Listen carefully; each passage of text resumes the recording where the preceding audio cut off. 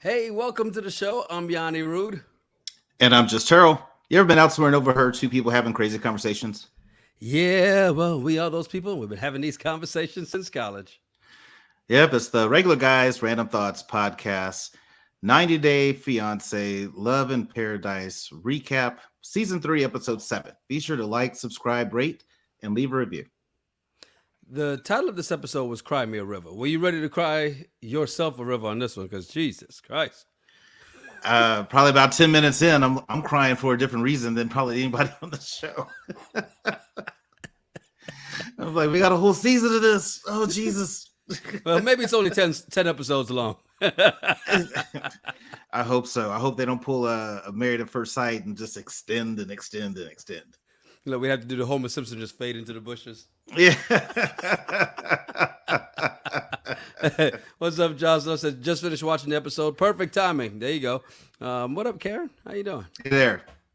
Welcome everybody in. As not a whole lot to cover on this one. I mean, there was a lot happening, and there was not a lot happening at the same time. It's weird. It's like watching the Migos perform when they first came out, and they had when they were at the height, when they were like bad and bougie, and they were just getting to that precipice where they were starting to charge $250,000 and $500,000 for performance. And I had somebody ask, said, "So how's the show?" They were like, "It was the hypest, dull, most boring show I've ever seen in my life." Who are the Migos? Oh my God! I knew you were I'm going to say joking. that. I'm joking. You were just waiting to say that, weren't you? I'm like, Migos? Who are these? You mean Chevy Chase? Yeah. They did another movie? I didn't. Oh my God! Look, man, let's go ahead and get to it. We got here. Do we have it? Yes, we do. There we go. Matthew and Anna. We see them again and meet them up at Carnival, and now they're in their next set of costumes: the cat and wolf. Actually, it was supposed to be Sexy Cat in a wolf costume, and I made a note of swing and a miss. On both sides, or just on one? On both sides. Like, I don't know what Matthew had on, and I'm looking at hers. I was just like, you look like a broke Catwoman. Like, imagine if Catwoman lost all her jewels and things that she stole, and she had to go on the streets. Just, yeah, can you hook a sister up? Yeah, Dollar Tree Catwoman. It's a Walmart Catwoman. That's what that was. Hey, you leave Wally World out of this. There'll be no Wally World shame over here. But at least though Matthew knew that because remember it was supposed to be Sexy Cat and Dog. He was like, no, I want to go with Wolf because that's going to be a little more fierce. And then he realized that costume he had on was definitely not giving fierce at all. No, it wasn't. And watching him get ready to go out and party again, I'm just like, Matthew, all the signs are there. You are not ready to date a 27-year-old party girl. And she even said that she gets married and moves, she wants to go party with him in Dallas. He's not looking for that. Mm-mm. And because, like Sophia says, he acts older than 37. He's 36. She's 27. But he acts about 47. No, he acts about 57. So he really is. He really is just. He's a party pooper. You can't date someone who's still going through their party phase and not be prepared to party with them unless you're going to let them go out and party on their own. And you see, as we find out, he's just really jealous as the cowboy comes up, gets on his nerve, and like Matthew says, well, I was trying to keep my cool. What were you gonna do? Nothing. I feel like producers were just grabbing people. Hey, here's $20. Here's what I need you to do. Go over, see that girl in the Walmart cat costume? Go talk to her. Just talk to her. That's all I need you to do. Did they really even have to? The camera crew is there. You know what it is. People see a camera. Come on, they do it to the news people all the time. Yeah, but the way that Matthew was trying to flex, like, oh, get out of here. Da-da-da. And even the way that she was talking to him, because I just don't think normal. I would just assume in that situation, she just wouldn't talk trash to these strange guys because Matthew is there, because Matthew Right. doesn't look like he can physically protect her if Right. they wanted to get froggy and do something. Mm-hmm. So I just thought this was, hey, go, here's $20, go talk to him, see what happens. But I think Matthew also has to understand that she's been partying with this for a long time. Trust her that she can take care of herself. And I mean, she's a good looking woman. Yes. But they're all not coming at her like that. Stop it. Everybody walking around the street is not stopping to look at her. The camera's on them. That's why that is. Let's be honest. It's Brazil. Oh, It's 100%. 100% agree. I'm sure she gets attention, but I don't think she gets the attention that Matthew's worried about. Right. Now, watching him get madder and madder, that was hilarious because he just kept getting, man, what are you looking at? What are you looking at? And like, calm down, dude. There's nothing you're going to do. And they can't understand you. Stop it. And you're in another country. Like, what are you really going to do? Even if you don't want to be in another country and get in a fight. And I'm like, oh, you're American? Awesome. Get in this box. This is going to be fun. We're going to make some money off of this. Get in this box. Hey, bring out the video camera. We need to send a video back. Yeah, we need to send a message to Joe Biden. Get in this box. Well, like Dave Chappelle said, if it was a black person, you're fine because we've got 5 black. Hello? So, yeah, he would be in trouble. Me and you, we'd be fine. Yeah. Because you and I would know how to shut the hell up. Like, okay, we're out here with a beautiful woman in Brazil at Carnival. She's going to get hit on. That's awesome. That's just people complimenting my taste. Exactly. What's the big deal? Look, I'm going back to Texas after this, so whatever. If you can't deal with women, I mean, guys, looking at your woman if she's attractive, then you don't deserve to be with an attractive woman. Plain and simple. And you don't need to for your own well-being because it's gonna happen. Well, I don't think that's fair because I think every woman is attractive in some form or fashion, and every woman has someone guys going to look at. I don't think it's right to say if you're going to be with an attractive woman, because then the opposite is, you know what, you can't handle these attractive women. Get you an ugly woman that nobody wants. Yes, exactly. See, you understood. I don't think that's right. I think everybody's attractive in some way. Okay. Somebody's attracted to everybody on this planet, some form of fashion. But you can't handle that nightlife that she brings and that her beauty and attention could potentially bring. And you're going to get the same thing when she comes to Dallas. So start to prepare yourself now and get over it. It's definitely going to happen. Next couple here, though, Jessica and Juan. And, they're going to go cook soup at the river. Let's see if I get this right. Sancocho. Did I get it right? I think so. I don't know. I'll depend on someone else in the comments to help clarify if that's what's correct. But great. That's something he grew up with. You go to the river, you make this soup on the river. His brother was coming to spend time with the boys. Yes. I thought all that was wonderful until they got to the river and started actually putting the stuff together. And I was like, wait a minute. Where'd y'all wash y'all's hands at? In the river. And with what? In the river. Okay. I'm sorry. The germaphobe in me, I was just like, that's a lot of hands touching cilantro and corn and everything else. Where'd y'all wash your hands at? I didn't see any sanitizer.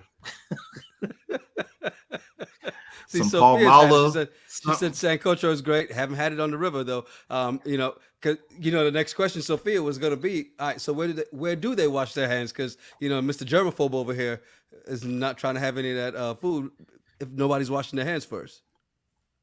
Yeah. I thought it just was who's going to wash their hands before they cook it, and then once they finally made it, I didn't realize everything that was in it. And I kind of agree with Dotson. I'm like, yeah, N-O. You see, what we didn't see was what Dawson saw all along, which is what they were putting in there, right? Because we're like, oh, he's being a little brat. Because he's like, no, N-O, no, N-O. And then you saw the chicken foot, you're like, no, N-O. Yeah. No. Not only the chicken foot, but the chicken head too, with the eyeball just looking at you. No. No, I couldn't. I couldn't do that. And don't get me wrong, Dotson's annoying because Dawson. I'm sorry, Dawson's annoying because Dawson is a car. he's worried about everything. So it's Dawson, and Dan. Dan. Yeah, Dan is the older one. The older one. Okay, so Dawson. Yeah, I don't think I could be down, putting a spoon in my soup and pull out a chicken foot or a chicken head. And Juan was like, when I was a kid and you got the head, you were lucky. Like, that was awesome. I was like, I'll stick to these 4-leaf clovers that I try to find every now and then. But that's no different than people sucking out fish eyeballs and stuff. I don't get it, but people do it. People do that. I get it. I mean, I suck the head on crawfish all day long. Crawfish season, I'm killing it. But so see, a chicken head cooked in the chicken foot, just no. By the way, that's going to be a clip.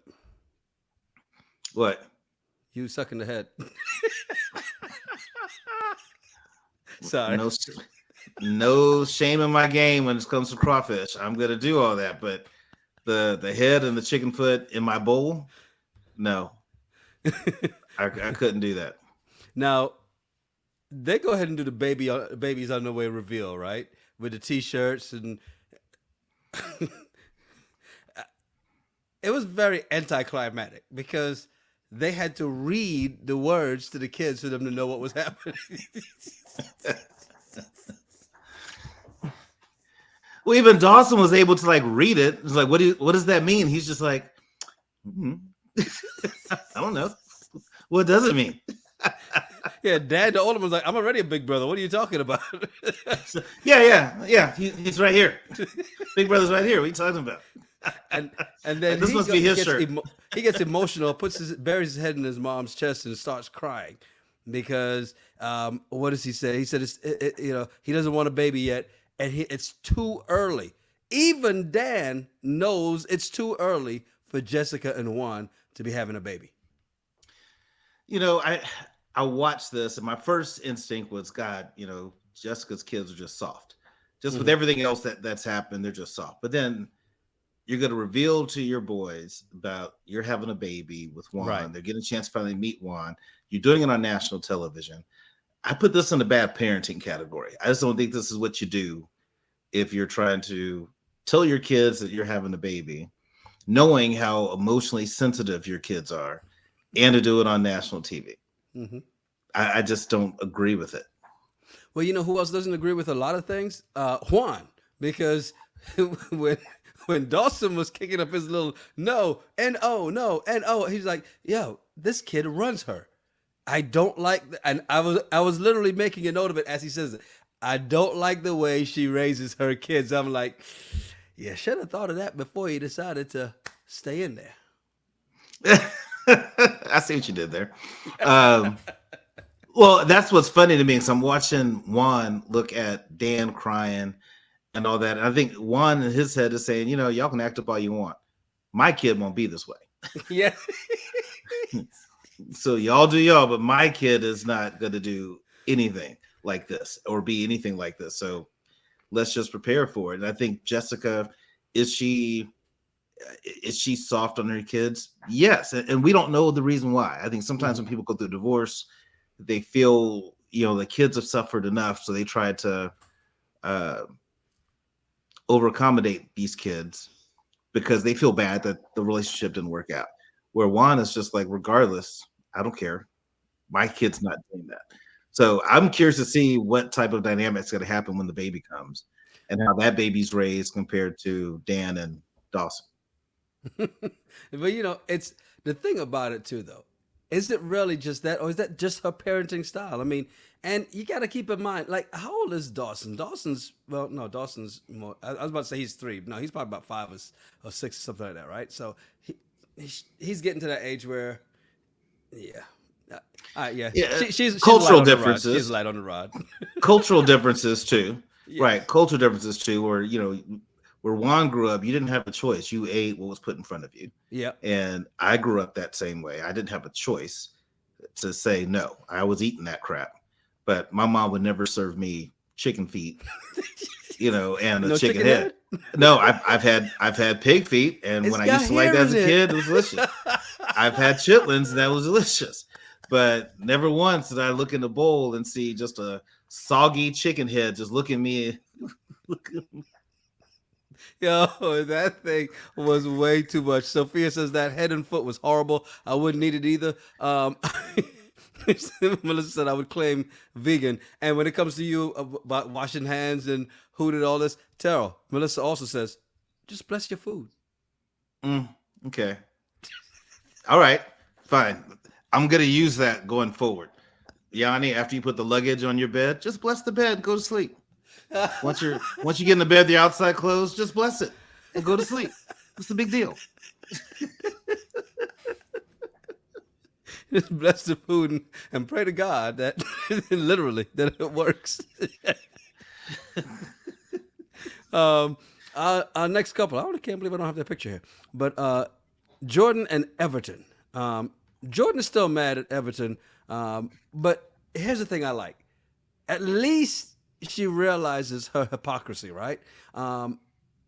Because she's mad at him for not telling her something and for hiding things from her, but she's been hiding something from him too, so she decides to tell him.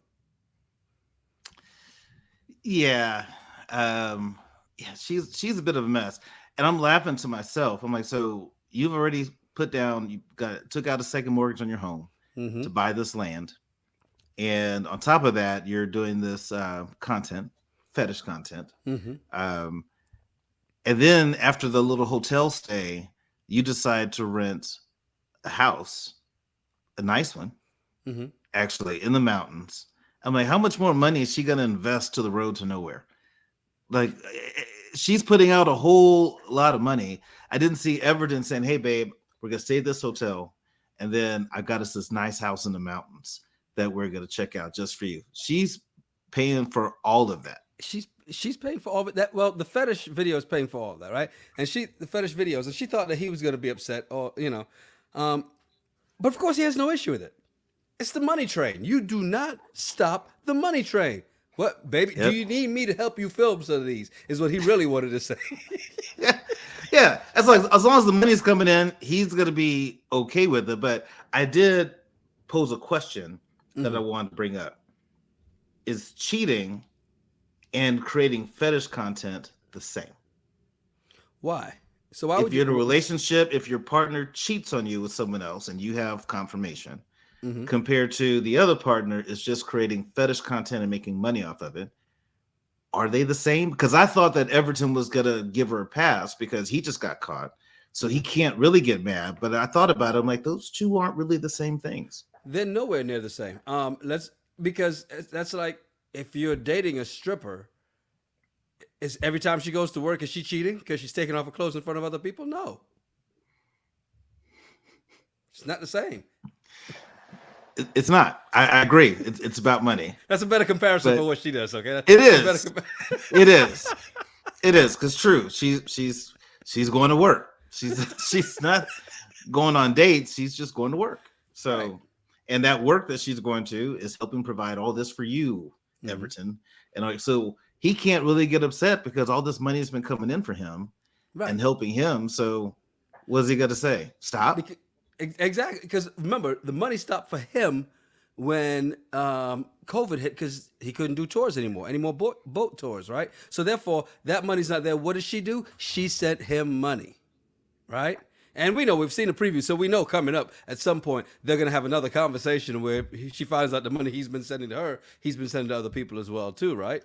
But here's the thing about that. It's like, he's not going to be mad about it. He's just like, he'll support her as long as it's not something he doesn't know about. And there's something he doesn't know about. He's talking about sex videos, going out and having sex with other people for money. That's the part he's worried about. Look, they're just watching it. Okay, cool. As long as the money's coming in, he's fine. As long as the money's coming in, even if I think she could probably do more than that, and he would still be fine because the money is coming in. So that's how I saw that. Now, here's what I thought was hilarious. She comes into the islands hot, off the plane, mad, angry. But now to make up for her finally telling him about what she's been doing on the side to make money, she says, I'm gonna make him his own video and let him film it. I, Yeah. I, s- I was like, yeah, that's what you do. That's how you make up for that. Oh, you've been doing what? Prove it. In fact, give me the camera. Go. Because I bet that video she made it in that waterfall, that'll be floating around the Cayman Islands, the Grand Cayman pretty soon. He's gonna make some money on the side. Yo, that was so funny. Oh my God. Are you kidding me? Like he's never seen her naked before. Yeah, I'm gonna make so much off of this. This is amazing. I'm rich. I'm rich. Yeah. What about Alex, the tour guide, who was like, never did I think when I came to work today, this is what it would be. Oh, because Alice was just watching the whole time, just sitting there, just watching every bit of it. Didn't look away. Didn't let me just paddle around, give them some privacy. He just sat there, just like, this is awesome. Oh my! Look, wild little time for them. I mean, we know there's more drama on the horizon for them, but the drama was always here for these two, right? Scott and Lydia. My bad. Scott and Lydia, and watching them trying to use the translator app, excruciating. I mean, how is it that they still don't know how to use it, but they spoke for over a year using translator apps? Explain that. Maybe them speaking over a year is like just sending one sentence. Buenos dias. Buenos noches. ¿Cómo estás? Bien. Cool. And that's it. There wasn't a whole lot of in-depth conversation. Right. But Really I'm thinking to stuff. myself, with Scott, I'm like, why would you not think the language barrier is an issue? And I think that Scott technically is wasting her time. Because if he really liked her, he would have picked up a lot more Spanish right between then, or at least just got well versed in how to use the translation app. At least get good at that. If you don't want to learn the language yourself, master the app. Exactly. Do something. But instead he gets frustrated, tells production, look, I'm over it. Ask production to provide a translator. So they do. And what's the first thing I noticed once he gets that translator? Scott has no idea how to use the translator app and how to use a human translator either. No, he doesn't. But what we finally realize is Scott wants out. And when he calls Lydia over and he's trying to explain it, I get it. He's trying to be a gentleman. But when he calls Lydia over and the translator's talking to Lydia, and Lydia's pretty much saying that he's not putting in the time and is impatient. I was like, are you kidding me? Right. Like, this is not your first time being on the show, Lydia. So, of course, for you get the game. You get the hustle. For a Scott, this is new to him. Yeah. Well, and come to find out, a Scott says, well, I haven't been completely honest. Let me be honest. And then reveals that his Colombian ex reached out and he's ready to trade in this 1950 model for a 2000 model. He's upgraded from the Studebaker to a Tesla. Well, he's retrading because remember he had a Tesla before. Maybe they just need an engine overhaul and he finally got it fixed. So the ex-girlfriend that he had which I didn't think that he'd met in person. This is the one that he was sending money to. So there's pictures of those two together. No, he had met her though. I thought because he'd taken pictures of her. Remember, he said they had met up, they had been together. He'd spent time with her. Yeah, I didn't think he did. I thought it was just someone he met but never spent time and sent money. So I was wrong. But they show her, so she's 29 and gorgeous. And I'm like, compared to Lydia, I'm like, yeah, I don't blame him for the upgrade. But I do get what he was trying to do because he's been having this long distance relationship with Lydia. He just wanted to find out, is there anything there? Before I go back to this is your justification for him, because I was about to ask you that when you said you don't blame him for going back to the Colombian woman and letting her, she's reached back out because she needs some more money. She piques his interest. All right, cool. All right. You don't blame her for that because she looks good. But I think he said he had sex with her. So, but at the same time, do you blame him for still going? Because Lydia said she told him, if you have another relationship, do not come. I don't blame him because technically he's not in a relationship. But what he wanted to find out is before I revisit this Columbia thing, let me go meet her in person and see if there's anything there. Now, if you look at all her actions, even if you take the language barrier off the table, if she just treated him better and he felt like, okay, there's some type of chemistry here, he probably would have been a little bit more in. But he's not getting anything. The way that Nicole was talking to him when they had breakfast, all those different things. He's like, why am I doing this when I have this Tesla, nice and clean and shiny, waiting for me to drive it again, compared to tinkering around with this old Studebaker. Well, and let's be honest. Had she at least been, I think he'd be more apt to being with a Lydia long term than the Colombian ex. The Colombian ex is fun. He's like, look, I might as well go have some fun then if this is the case, right? Even though, like Karen says, Lydia doesn't want Scott. We know. We saw that from the beginning. She's like, oh, he's cute. No, she doesn't like him at all. No. But Sedan's fans has a great point. The ex ghosted him 2 years ago, and she, quote unquote, suddenly pops back up, and now he's confused. GTFOH. One of my favorite phrases, by the way. Now, what that means, does this mean, because we heard about ghosting. We know about ghosting. And we heard about this other thing the other day. Does that mean the Colombian ex just zombied him because she showed back up? She just popped back zombied up? him. She zombied him. And he's just like, I've been trying to live with this person who looks like a zombie. I might as well just go. If you can't beat him, join him, but just join a younger one.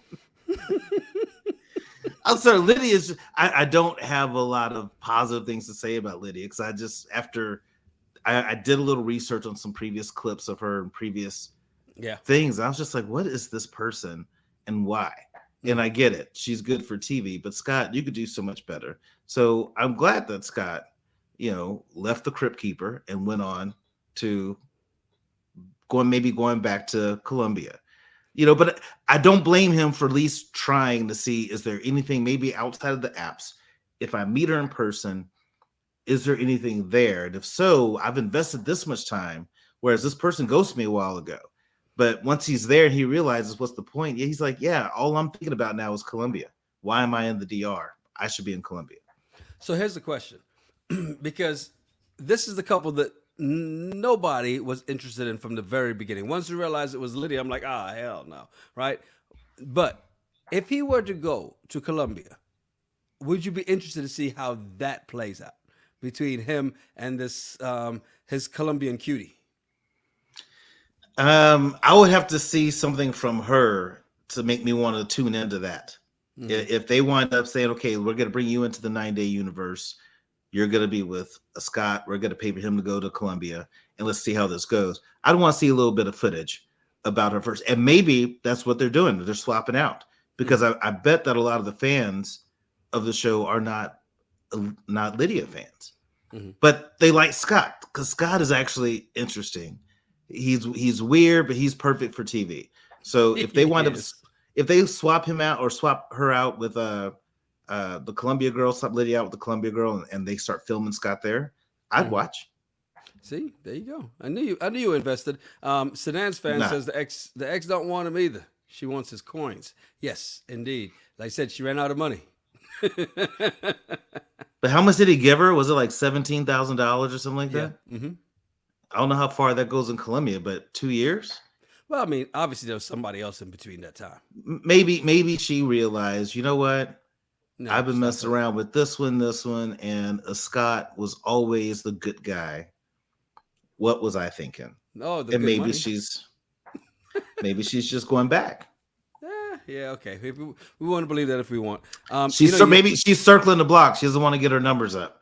Right. So she's spinning the block.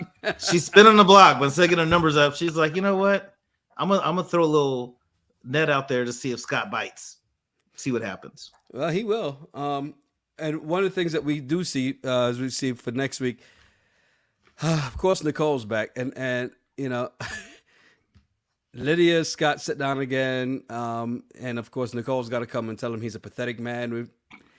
We got to see this play out again. I'd be fast forwarding through these scenes when they pop up next week. But a lot of other interesting things popping up as we move through this here. Are we feeling better about this season yet? We're 7 episodes in. Are we feeling better about this season yet? When you say feeling better, we get Valentine back next week. Him and his mama, and his fake hairline.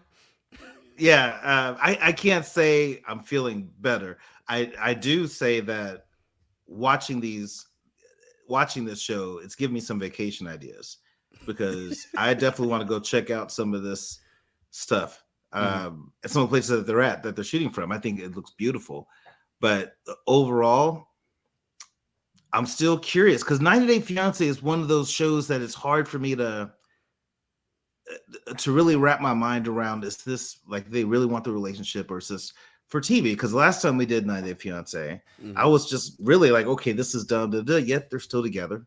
They're having babies and everything else. So I'm like, maybe I'm wrong in how I view this compared to some of the other shows that we do. So it's a lot of what they're doing is stuff I couldn't do. But maybe I'm just wrong. Love is love.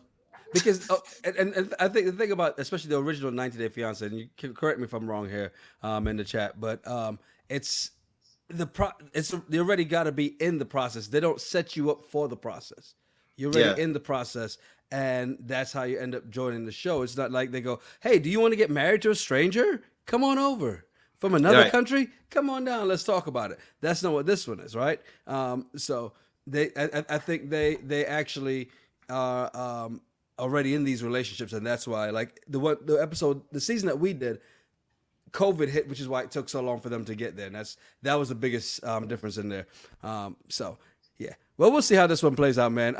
Don't forget, let's see, today is Monday, right? So Wednesday, Married at First Sight. We're back for season 16, then as you called it, the never-ending story. Then Sunday, we're back for Summer House, Martha's Vineyard. Next Monday, back here for 90 Day Fiance, Love in Paradise. And we're bringing back the episodes next week, right? Regular episodes? Yeah. Okay, so that's where we'll be. So if you're in here already, please make sure you hit that like button, give it a thumbs up. And if you're watching this later, drop a comment, man. Let us know what you think about the episode, okay? Yeah, no, definitely. And Robin, thanks for popping in. I know. So Robin Moore says, "Hey y'all, passing through to give the live a like. I'll catch the replay. Tuned in to Game 7, Miami versus Miami's acting like they want to win. That's exactly what I plan to do. Yeah, that's what I'm about to do. I had the score up on my app where I'm just like getting the alerts of the score. So I'm just like, I got to go back downstairs and watch this game." Well, you know what? Let's go enjoy the game. We'll see you guys Wednesday night. I'm Yanni Rude. And I'm Just Terrell. Make sure you follow us at Yanni Rude, at Just Terrell, and at RGRT Pod. Yeah, send us some of your random thoughts, some of the bullshit from the internet. We'll talk about it on the regular show. It's the Regular Guys Random Thoughts Podcast. Cheers. Cheers.